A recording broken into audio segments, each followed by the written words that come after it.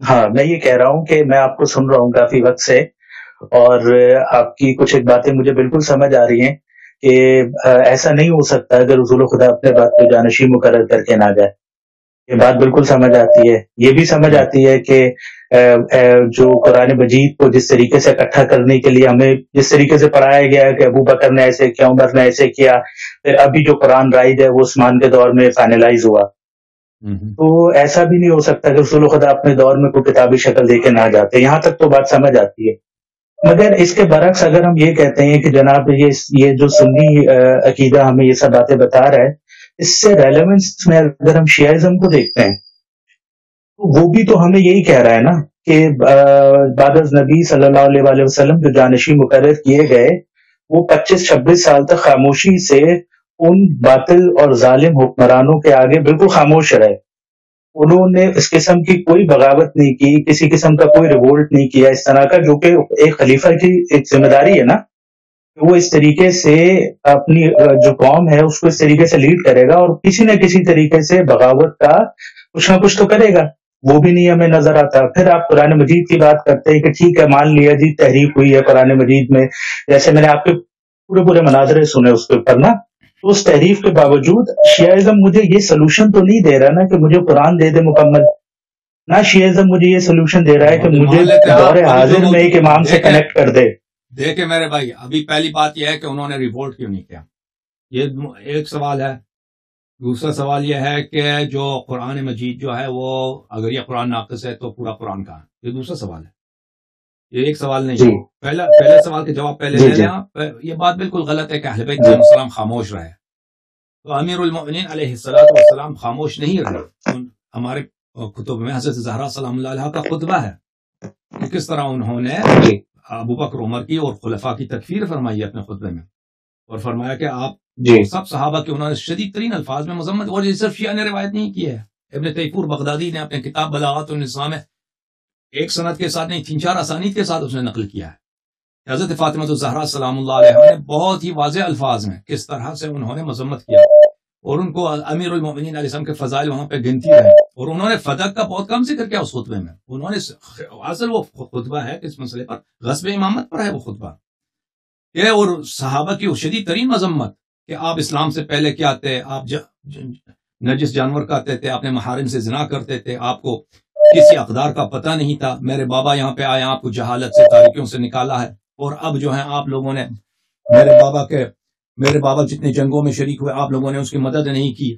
آپ لوگ جنگوں میں بھاگتے تھے، اور میرے شوہر جو تھے وہی تھے صرف جو رسول پاک صلی اللہ علیہ وسلم کو فتح دلاتے تھے، اور پھر رسول پاک صلی اللہ علیہ وسلم نے ان کو اپنے بعد امام بنایا ہے، اور ہماری امامت کی اطاعت آپ پہ واجب ہے، اور آپ لوگوں نے امامت پہ غصب کیا. ان کا خطبہ ہے. امیر المؤمنین علیہ السلام کے کئی خطبے ہیں اپنے.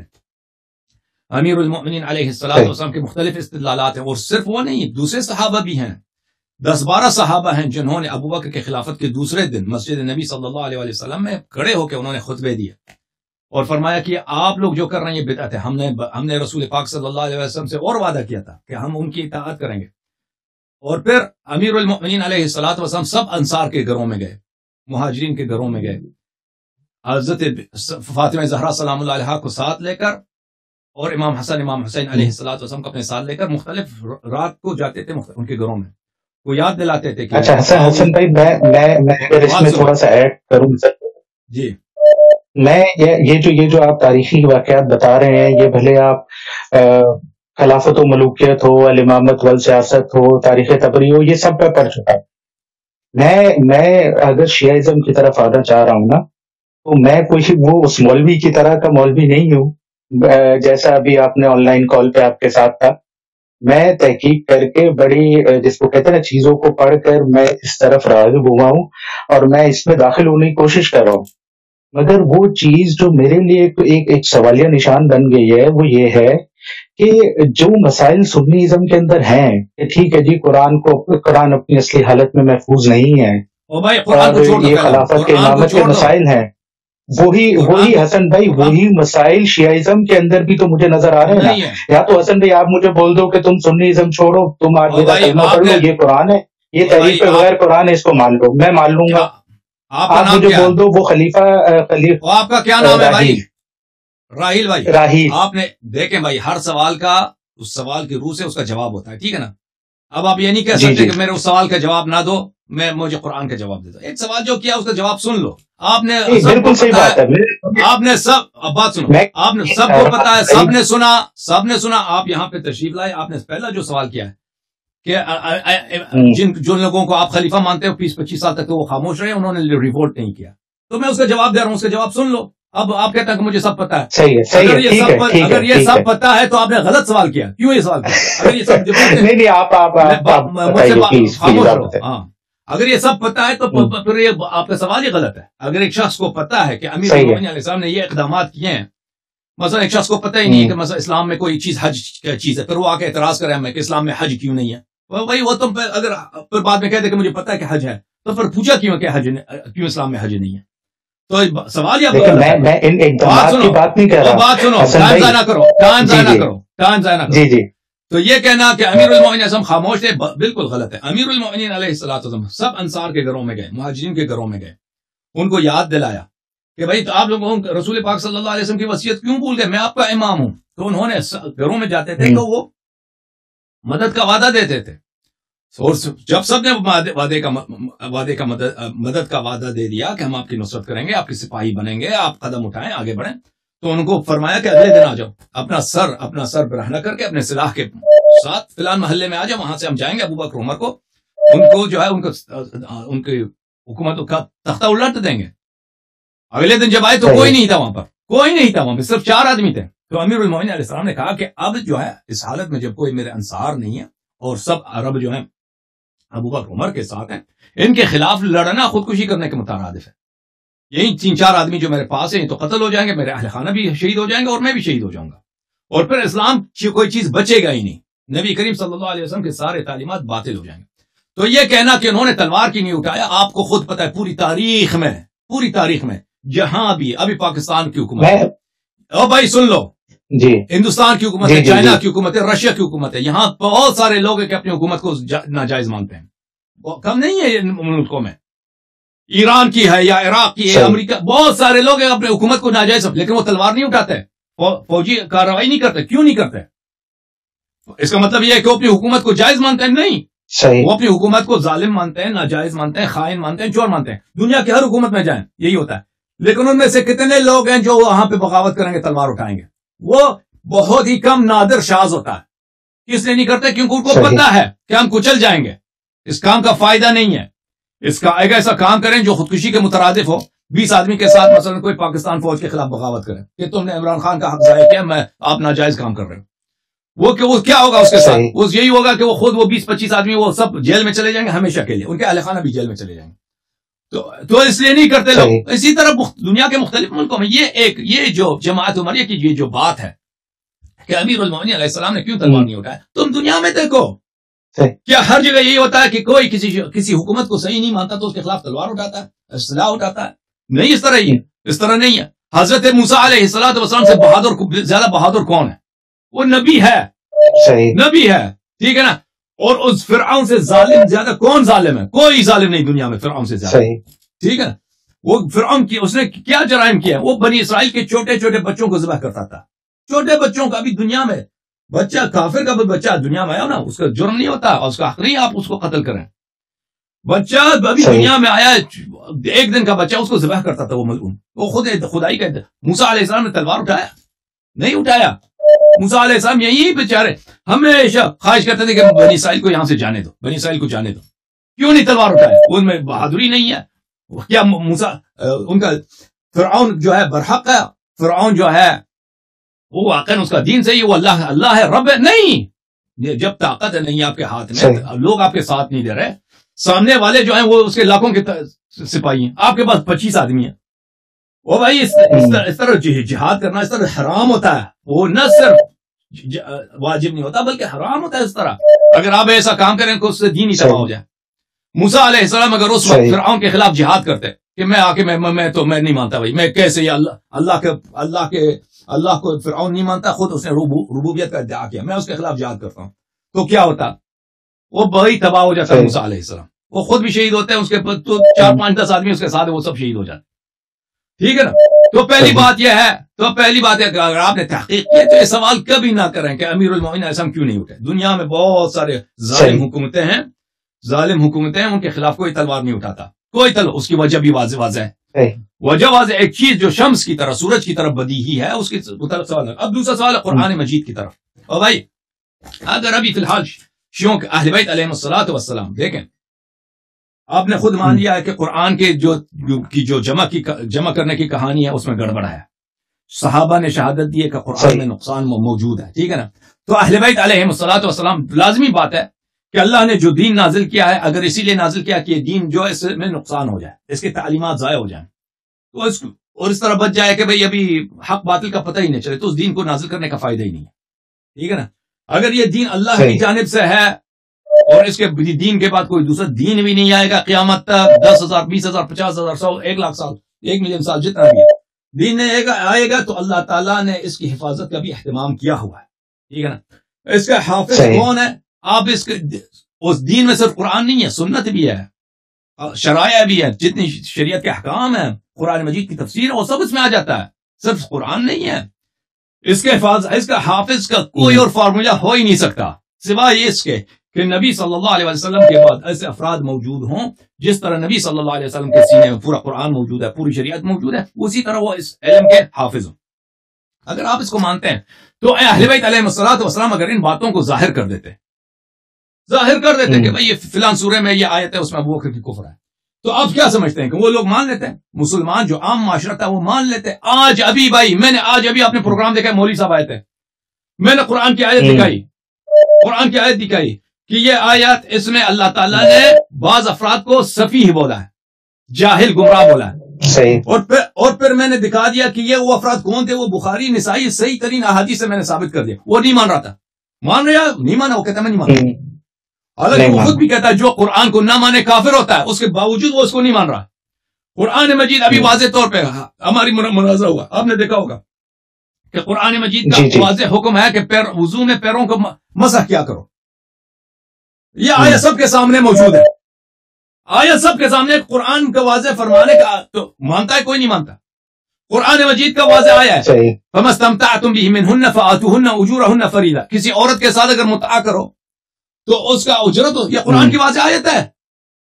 اگر عورت کے ساتھ تم متعا کرو تو تم اس کو اجرت ادا کرو. تو مسلمان مانتے ہیں؟ ابھی مجھے بتاؤ.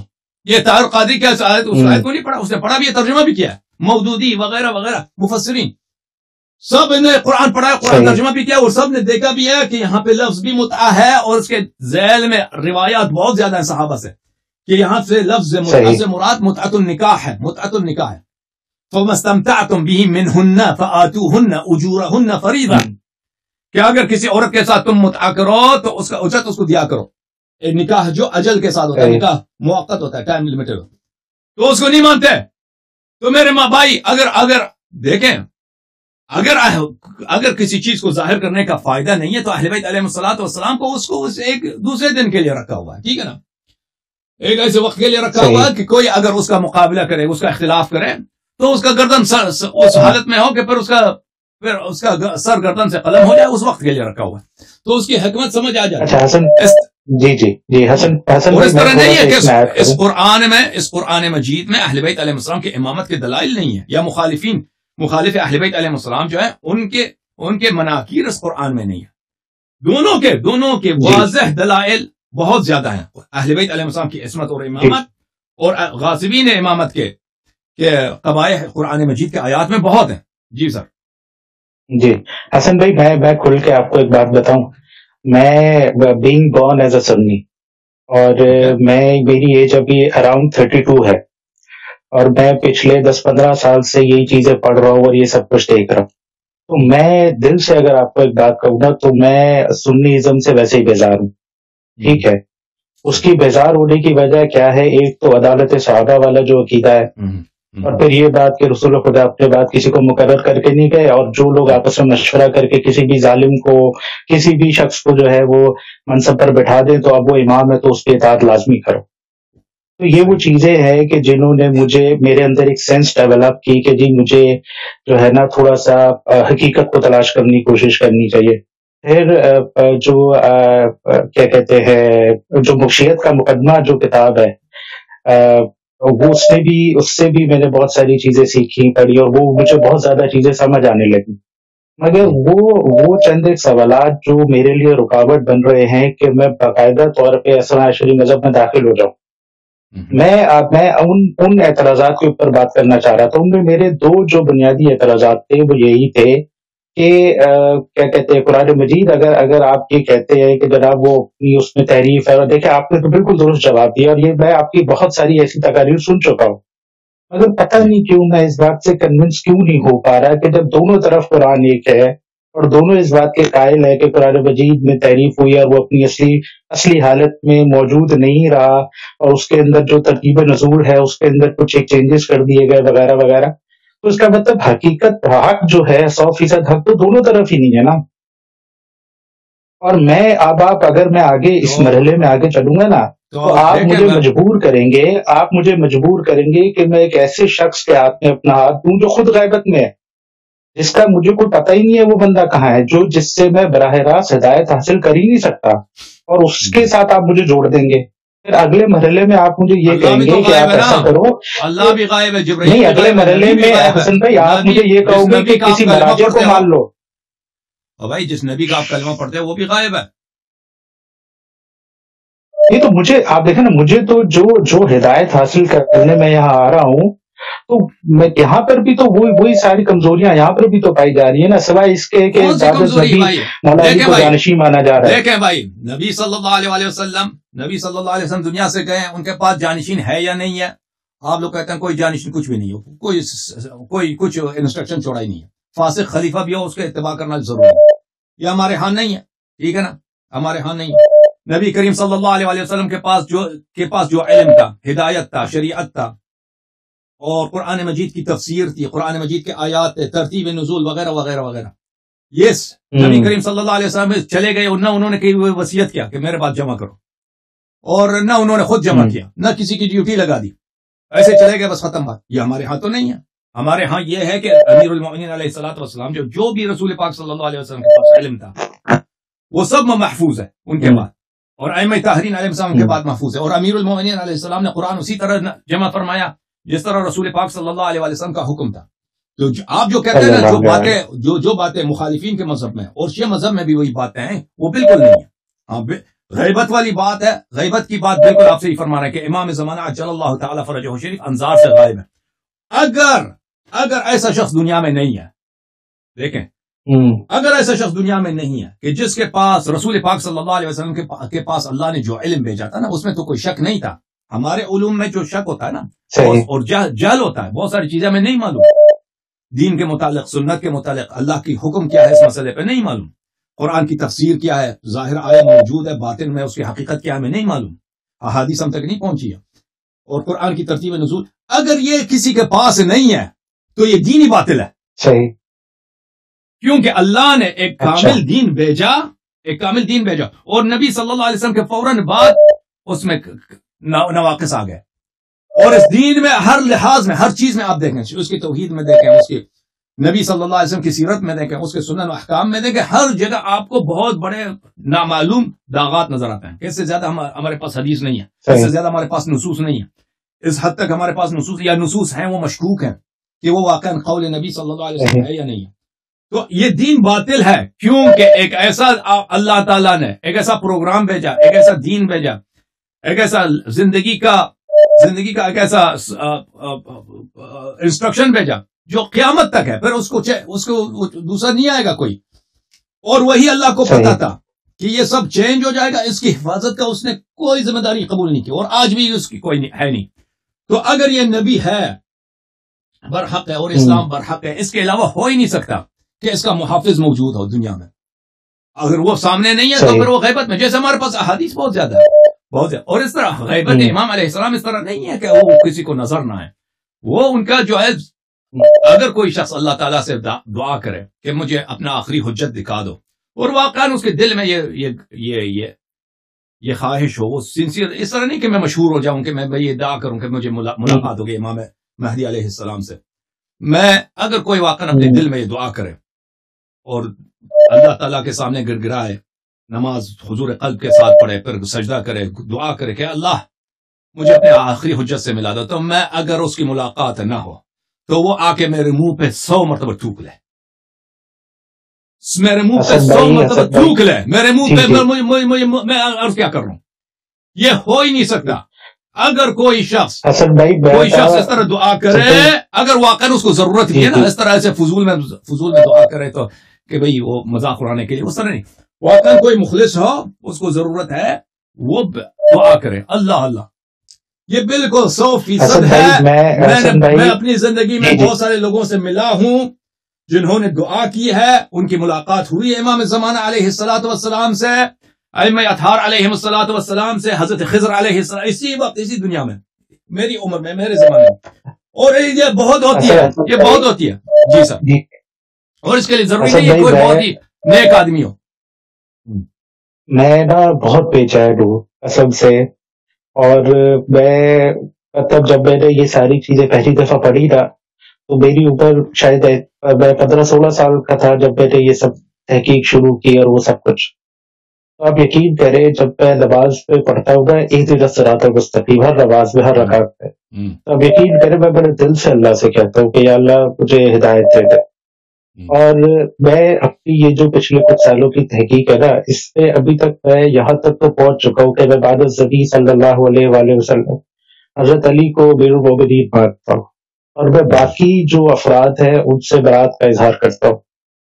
اور میں ابھی جیسے ابھی میں آپ سے بات کر رہا ہوں تو میری جو کیفیت ہے میں آپ کو نہیں سمجھا پا، تو میں بیسیکلی ایک ریسرچر ہوں، میں ایک سائنٹسٹ ہوں، میں یہاں کراچی میں ایک یونیورسٹی میں، پرائیویٹ یونیورسٹی میں پڑھاتا ہوں، اور ایک پی ایچ ڈی اسکالر بھی ہوں ساتھ میں۔ تو میں نے بہت ہی نیوٹرل ہو کے، اس کو کہتے ہیں نا، اس بات سے یہ چھوڑ کے کہ میں سنی ہوں یا میرا بیک گراؤنڈ کیا ہے، وہ چھوڑ کے بالکل نیوٹرل ہو کے ریسرچ کیا ہے۔ اور خدا کی قسم میں یہ کہتا ہوں اگر کوئی شخص بالکل نیوٹرل ہو کر ریسرچ کرے نا، اور جو اس نے اپنے اندر بت بنا رکھے ہیں لوگوں کے، کیونکہ کچھ لوگ ہیں نا جن کی توہین وہ برداشت نہیں کر سکتا، اگر وہ سارے بت گرا کر دیکھے تو ہر بندہ در اہل بیت پر آ کر ہی رکتا ہے، اس میں کوئی شک نہیں، وہ پہنچ جاتا ہے۔ علم کا جو شہر ہے نا اس کا دروازہ مولا علی ہے، وہ وہاں تک پہنچتا ہے۔ اور الحمدللہ میں مجھے اللہ نے اتنی توفیق دی، میں نے یہ ساری چیزیں پڑھی اور سمجھی، اور میں یہاں تک پہنچ گیا ہوں کہ میں ایگری کرتا ہوں اس بات پہ۔ تو میں ابھی امامت کے موضوع کے اوپر میں کوشش کروں گا آپ سے اگلے ہفتے دوبارہ کنیکٹ کروں، اور جو میرے اعتراضات ہیں اس کو لے کر ان کے اوپر آپ کے دل میں جو بھی اعتراض ہے، جو بھی شک ہے نا، جو بھی اعتراض ہے، جو بھی شک ہے آپ کے دل میں، وہ آ کے ہم سے طرح کریں یہاں پر، پھر میں کوئی اور سوال مزید ہے تو سوال کر لیں۔ مجھے حسن بھائی مجھے صرف ایک دفعہ یہ پڑھوا دیں آپ کہ جیسے آپ لوگ پڑھتے ہیں نا کہ بعد نبی جو امیر ہیں وہ حضرت علی ہیں، اگر آپ پڑھا دیں تو مجھے بہت خوشی ہوگی۔ بسم اللہ الرحمن الرحیم، اشہد ان لا الہ الا اللہ، بسم اللہ الرحمن الرحیم، اشہد ان لا الہ الا اللہ، وحدہ لا شریک لہ، وحدہ لا شریک لہ، واشہد ان محمدا واشہد ان محمدا صلی اللہ علیہ وآلہ وسلم صلی اللہ علیہ وآلہ وسلم عبدہ ورسولہ عبدہ ورسولہ وخاتم النبیین وخاتم النبیین واشہد ان علی بن ابی طالب واشہد ان علی بن ابی طالب وصی رسول اللہ وصی رسول اللہ وخلیفتہ بلا فصل وخلیفتہ بلا فصل وامیر المؤمنین وامیر المؤمنین وامام المتقین وامام المتقین وحجۃ اللہ وحجۃ الرسول وحجۃ اللہ وحجۃ الرسول وامام الہدی وامام الہدی۔ احسن، اللہ تعالیٰ آپ سے قبول فرمائے، اللہم صل علی محمد وعلی محمد۔ جزاک اللہ حسن بھائی، آپ کے جو بھی سوال ہے نا، سوال اس کو خوب سوچ کے، اس کو خوب مقدمات بنا کے، میں آپ کو زیادہ ٹائم دوں گا، انشاءاللہ کال کر رہے ہیں۔ اوکے، جزاک اللہ